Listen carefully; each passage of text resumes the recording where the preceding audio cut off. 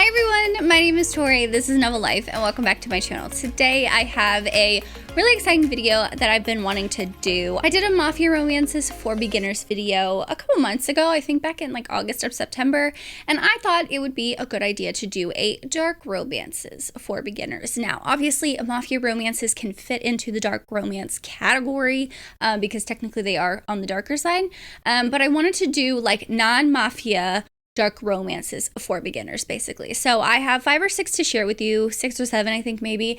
And these are ones that I have read. Some of them I read this year, but some of them I think would be good for those who have never read a dark romance before, not even a mafia. For those who want to kind of like dip their toe into dark romances, but they don't want like too many things happening. Like a lot of times with dark romances, there are a lot of triggers. There is sexual assault, violence, kidnapping, stuff like that. So I thought that these kind of give you like a taste without like jumping and diving right in. So obviously, I know a lot of people have done this video before. These are just some that I think that if you want to try dark romances in 2023, I think these are great books to start with. So let's just go ahead and jump in. The first one I have is The Lord of London Town by Tilly Cole. So Tilly Cole is notorious for some super dark romances. And I mean some of like the darkest romances I've ever read, right? This one is very much on the lighter side compared to all of those. So this one are female characters. I say it's not mafia. Technically, this could be considered mafia, more like organized crime. But our female character, she meets our main male character when they're super young, and they have this like weird conversation. You know, his dad's coming over to talk to her dad for something that happened in like their organized crime family type thing. And when I read this book, I remember it being like light dark, if that makes sense. So they had some darker aspects that was happening with all of the other characters, but the characters themselves didn't have like super dark things. Like he didn't really kidnap her, he didn't do anything like bad to her, anything like that. And he's actually like more of a softer kind of like organized crime mafia type boss. I forgot that this actually does have a little bit of organized crime. Like his organized crime family, it's like a group of guys that just kind of like run the town, basically. There's a little bit of a underground fighting in here, so there's a violence, but not like excessive, I would say, in my opinion. So if you need more triggers specifically for this book, definitely check Goodreads reviews. Goodreads reviews by reviewers are always good to point out some triggers that not everyone thinks of or the author may not think of. So yeah, if you want to check out Tilly Cole, but you're not ready to dive into like the Hades Hangman series, which is super dark, or what other series does she have that I read that was super dark? She just has other standalones too that are super dark too. Definitely try out this one. This one's good. The next book I have is Phantom by Greer. So this book I actually read this year and I really loved it. I think if any of these books you start with, if you're new to dark romance, start with this one because it is a Phantom of the Opera retelling. So if you know what happens with Phantom of the Opera, he's like hidden away. He hides his face. It has that stalkery feel, right? That's exactly what this book is. I wouldn't say stalks her, but like watches her when she's performing. And like when she goes to her dressing room, he watches her to see what she's doing, what she likes to do. Not in like a creepy, like watching her take off her clothes way, like not like that, but more of like what she does before a performance, like how she gets ready and stuff like that. And I will say this book has really great bipolar representation. That doesn't really make it dark. I mean, it could, but the author herself is bipolar. There's a little note at the beginning that says this is like her story, like things have happened to her that are in this book. So I thought it was really interesting with that too. And he plays like the Phantom in this book. He plays a part in that, but it's set in New Orleans. It's very atmospheric. There's tunnels under the city that they go through because he doesn't like to be seen, but he also has a brother that is very out in the open. And I just thought it was a really good read because it has that stalker aspect. Kind of like Haunting Adeline, but not that deep. Like not that's too much. If you're starting out for dark romance, don't start with that one. But this one's like a good lighter version of that if you want to dip your toe in, definitely check out this one. I love this author. She's super sweet and super nice.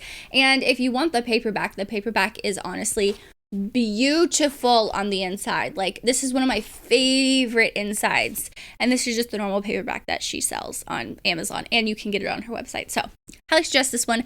love a Phantom of the Opera retelling. The next one I have is The Ritual by Chantel Tessier. So this one I really did enjoy. I think that for this one, it is a good start also for dark romance, only because it's a new adult setting. There's this secret society. And there is, I don't want to say like sexual assault because it's not that, but there is that like, I want this, but I know I shouldn't want this. So basically our main male character, he is part of the society that when they get to their senior year, if the whole 3 years before that, so their freshman through junior year, if they kind of like stay celibate and like listen to the secret society and do everything that they're supposed to do, basically, they will be awarded a female. And I say that, but she's also in the secret society. So it's someone else's daughter or, you know, this or that, or like they knew each other. So she actually is dating someone at the beginning of the book, but they kind of like break it off. He actually, her ex-boyfriend has someone else that's awarded to her. And the reasons why she is chosen for our main male character, you find out towards the end of the book. So there's like little plot twists that are going on, but it's one of those things where she's like, I don't really have a thing for you, but like I kind of do. Like I didn't really think about you. Like she's known him because he's friends with her ex.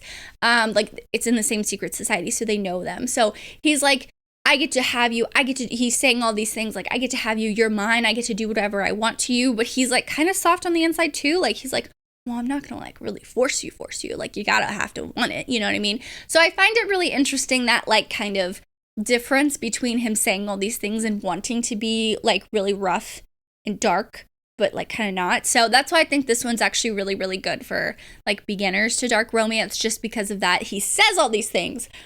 He's not really doing it. You know what I mean? Like, this is not Untouchable by Sam Mariano, where he literally sexually assaults our female character within the first couple chapters. So, like, it's not like that. So that's way too dark for you. But I highly suggest this one. It is really good, too. The next one I have is kind of like a classic that I think a lot of people really enjoy if you haven't read it already, but I know a lot of people have. And that is the Mindf series by S.T. Abbey. So this is a like series of 5 books, but they're all about 100 pages or less.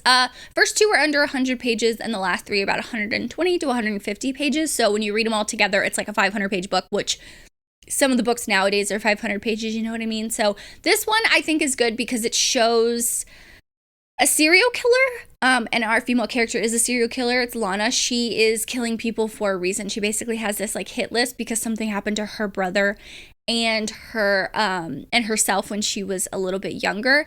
And I will say that is the darkest where it goes. That comes out towards the, I think like in the middle, so the 3rd or 4th book. It really dives into like what happened to them, and that's pretty graphic. I was nervous to put this one on there, so I think that if you were triggered by like sexual assault, it's talked about, but it doesn't happen between the characters. Like it doesn't happen between our main male character and a female character. Like that's not what happens.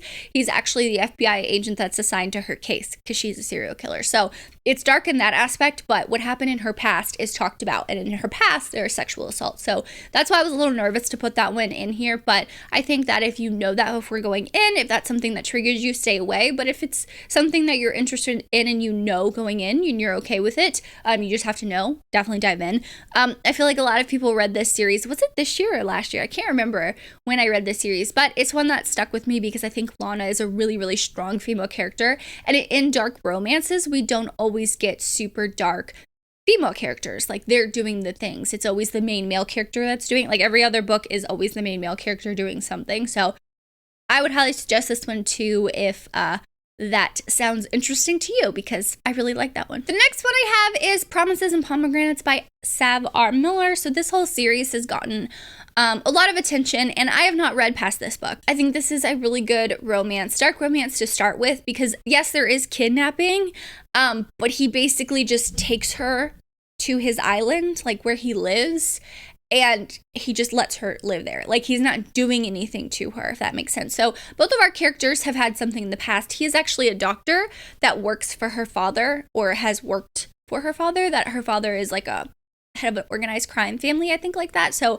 it's not, I mean, there is mafia in it, but it's not like mafia. I wouldn't consider this mafia at all, considering some of the other mafia books I've read, if that makes sense. So basically when she's supposed to be married to this other person that she really doesn't want to be married to, he comes in and kills him and marries her instead. And then he takes her and kidnaps her to his island, and she's just like living there. So this, it says it's like Hades and Persephone retelling or reimagining, and I hate that. I don't particularly think that this book should have that label. The only thing that's similar is that he takes her to his island, which I guess is his underworld, and keeps her there and doesn't let her leave. That's the, like, literally that's the only two things. Like, he is not death incarnate or anything like that. I think if you're gonna label Hades and Persephone, do it in a fantasy romance, because that is like a myth type of thing. You know what I mean? Don't label it for like a contemporary romance. It just, I feel like I didn't like it when I was reading it, and I had to like take that out of my head because I was still thinking about it. But anyway, I still think this is a good book for beginners to dark romance. I gave this 4 stars when I read it because it was just like, just enough taste. I wouldn't consider it contemporary. I personally wouldn't consider it dark either. It's kind of like in between those two. So I suggest this one as well. If you haven't read it already, I know this series is pretty popular, but suggest this one. The last book I have that I recommend for beginners to dark romance is A Voyeur by Fiona Cole. So the only reason why I recommend this one is because it kind of dips your toe into the darkness of like taboo dark, if that makes sense. Like going towards like taboo, not like violence and stuff like that. So basically this is a forbidden romance between our female character who works at this club. It's a sex club basically where she performs for people and they watch her. No guests like touch her. Like she can be in a scene with someone else that works there if she chooses to do that. Everything is by choice or whatever. The guy that she sees that either at the club one night turns out to be her professor.